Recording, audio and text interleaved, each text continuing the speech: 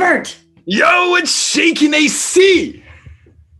Why does your hair look different today? Did you get a haircut? No, I did not actually. I have run out of product. My hair requires moisturizer, then it requires some KMS hair play, and then a specific type of hairspray. Why?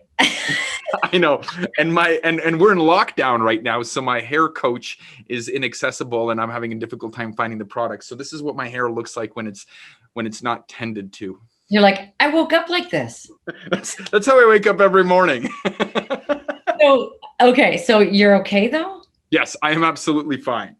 Okay, because I just want to make sure. So while we're at it, now that we got that out of the way, we are heading into a brand new year, and a lot of people are talking about goal setting. And I thought, wouldn't it be fun to learn how Robert Bruski sets goals? Well, So it's funny you ask that, because very frequently people will ask me, how do you do this? How do you run a franchise system? How do you run a music production company? How do you have time to go kickboxing and play pool and play in a rock? Like, what's wrong with you? Are you Superman or something? And it's not. And it's not even that I sacrifice sleep. Like, I get really great sleep.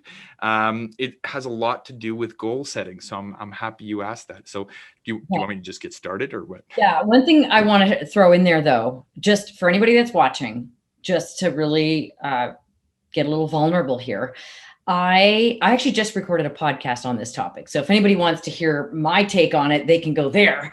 But I had a hard time setting goals up until a few years ago, I will say, because I had a fear if I set a goal and I don't achieve it. So I wanted to just throw this out there to people that, like, you're not alone if that's how you feel.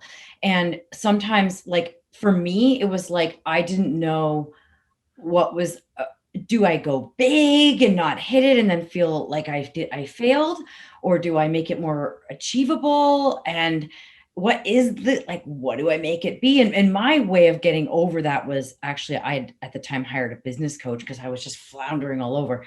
So I'm very curious to hear your secrets and see if they maybe are helpful for either myself or our enormous audience, including all those potential sponsors that are watching right now that want to get on the Ange and Rob Rants bandwagon. Okay. All right. It's like, it's what is all that all about? Okay. Honestly, it's not that much of a secret. So the way I start with is, like, I make a list of everything I want to do. Big stuff, like I want to publish a book or climb Mount Everest, to little stuff, like I want to get my hair cut or something, just a massive list. And then next to each thing, I put, when do I want to get this done? This needs to be done by the end of the week. This needs to be done by the end of the year. This needs to be done by the next 5 years, 10 years, whatever. And then I take it and I break them down into smaller chunks, right? So something like getting my hair cut, there's no breaking that down into smaller chunks. It's a one-time thing. But something like, maybe, I don't know, climbing Mount Everest, I'll say, okay, that might happen at 10 years. So at 5 years, I need to be conditioned to this point. At 3 years, I need to have lost this much weight. At 1 year, I need to be doing this, which means I need to go to the gym X amount of times, blah, blah, blah. So I break it down into little chunks. And so I take all of my aspirations and goals, break them down into smaller chunks. And then next to each chunk, I add a date by which that needs to be completed. And then I use a very powerful task management system called Asana. I'm just laughing because you love Asana. I do so much. And I think you are an affiliate partner or something. Like, if anybody here wants to get on Asana, email Robert Bruski or DM him, because he can get you a deal. Okay, maybe. I'm not actually an affiliate partner, but the thing is, we use it at Control V, and the amount of things we're able to get done, and our productivity, and how things are never past deadline, and even stupid ideas that we come up with, we throw it in there so the grass never grows between our legs. And so when I put these goals into Asana, I'm able to attach timelines to them. And so I know this has to be done this week and this week, and I get reminders and notifications, and they move from one bucket to the other so that I stay on track. So that's how I set my goals. But then the next question is, okay, everyone can set goals. How do you act on them? How do I find the time? All right, I need to go to the gym today, but I just really don't have time. My goal was to go to the gym, but I couldn't do it. For me, it actually then goes into time management, scheduling like Friday, no phone calls. That's only when I'm doing all my administrative stuff. During the week, I only do phone calls in the afternoon. So in the morning, I can do administrative stuff and make it to the gym.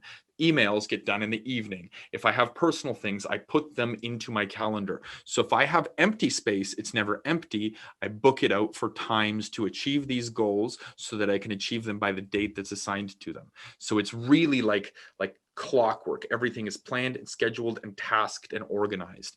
What do they say? A organized mind leads to an organized business, or a messy workplace leads to a messy mind, or I don't know, something like that. Okay, so oh man, so many questions going through my head here. What do you say to somebody that says, "But I don't operate well with all that structure"? Well, I mean, I think the politically correct way to answer that, like you, is okay, then let's find the structure that you do operate well in, and morph that and adjust that and make that work for you. How can we do that? I may not understand that structure, and so you may need to guide me in order so that I can guide you. Help me help you. Come on, Jerry. Okay, anyway. Jerry Maguire.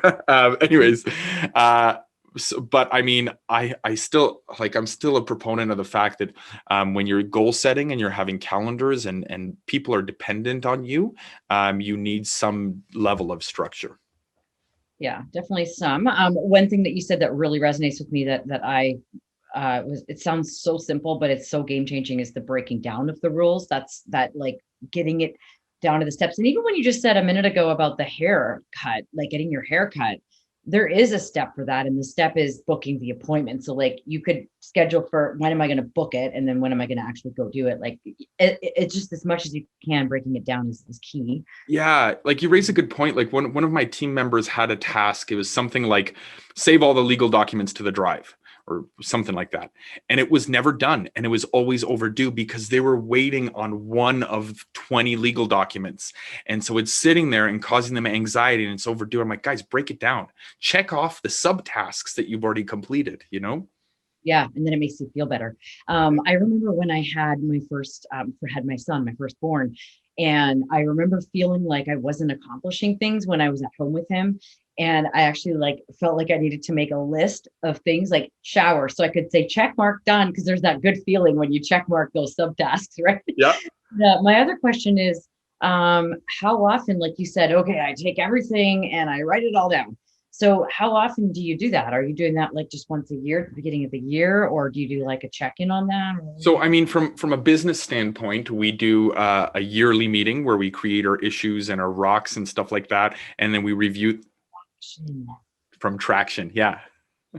So we do that yearly, right? And anybody that's watching that doesn't know, Traction is a book called Earth Traction by Gino Wickman. And if you're curious about that, send us a note. Yeah, you plan out your 10 years, you scale back to 5, then you eventually get to your 1, you break it down into quarters, and then you review it every quarter. That's what I do from a business perspective. But there are things that just pop up. Like, you know what? I ran out of hair stuff. I need to go buy stuff for hair. I wasn't expecting this. So when that happens, I immediately throw it into Asana. Like anything that comes to mind, ideas, whatever, I throw it into Asana. And then at the end of the day, when I review my Asana list and my inbox, one of the things is, okay, now let me categorize this and assign dates when this needs to get done so I know it fits within my schedule. So that's what I use. Calendar, Asana, inbox. Only 3 tools, nothing else. No paper, no Evernote, no Apple reminders or Google reminders, anything. Just those 3 things. I look at them 3 times a day. I think we all need to get on the Robert Bruski program. It sounds like a good program, but it sounds a little overwhelming to me because I'm a little bit less structured. So, but I think that's great, and I think like everyone has a different way of doing it, and that's what I wanted to know is how you do it. So, there you go. Well, thank you. And if anyone wants to know how Angela does it, listen to her podcast. Right, there you go. All right, you ready for a countdown? Yep, let's do it. All right, 3, 2, 1. Go be awesome.